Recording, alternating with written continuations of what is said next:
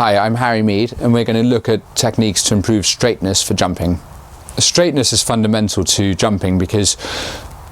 the same really with all equestrian disciplines, so it's the same with dressage, the same with jumping, is we're looking to make the horse as efficient as possible so as much energy can travel up through the hocks, through the back, and enable the horse to jump in a good technique rather than to slip out sideways where you lose a large amount of the power. So for training, it's really important to make sure that straightness is under control, and we use straight lines and then right angle turns as a way of trying to encourage discipline from the rider's point of view of the line you're riding on, and an awareness of where the horse is under you. So travelling down, whether you're jumping a pole on the ground or jumping a fence, making sure the horse isn't drifting out through the shoulder. And then when you come to the turn, making sure they don't fall in across the turn, and then when you try and get on your next straight line, that they don't drift out on that. So everything is geared towards being almost thinking a touch of renvers, and enabling the shoulder to be in front of you,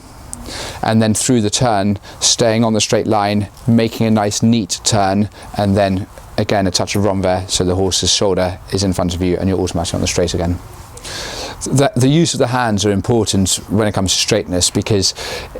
it's easy to rely too much on the hands and you end up shutting down the engine. So I find the easiest way to think of it is almost, if you're a puppeteer, instead of using the hands where you pull back and down, you consciously just try and look after one shoulder or the other shoulder by raising and using the hand that you don't want the horse to fall out that way. So if you want to stop the horse falling out on a right-handed circle, stop the horse falling out, you just take the left shoulder. If you want them to not knife across the cut in the corner,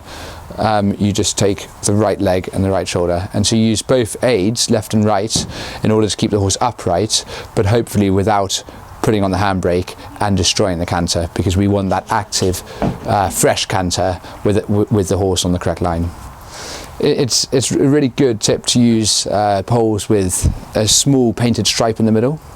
and really focus on being precise and always jumping that point. So it's not good enough generally to jump between the flags or between the wings, but to jump exactly a point on each fence, and then that becomes a habit and it becomes difficult to end up riding the wrong line, because it's so ingrained in both you and the horses to jump the exact point. I like using corridors of poles on the ground in order to make sure that the straightness is really true. So before a turn and after a turn, I'll put a pole on the ground on the outside of the line that I want to ride on, which means the horse can't bulge out. And on the inside of the line, I might put a bollard or a tyre or a cone, something that I have to canter around. So the horse can't cut the corner and it can't drift out before and after the turn. So you make sure you're absolutely straight.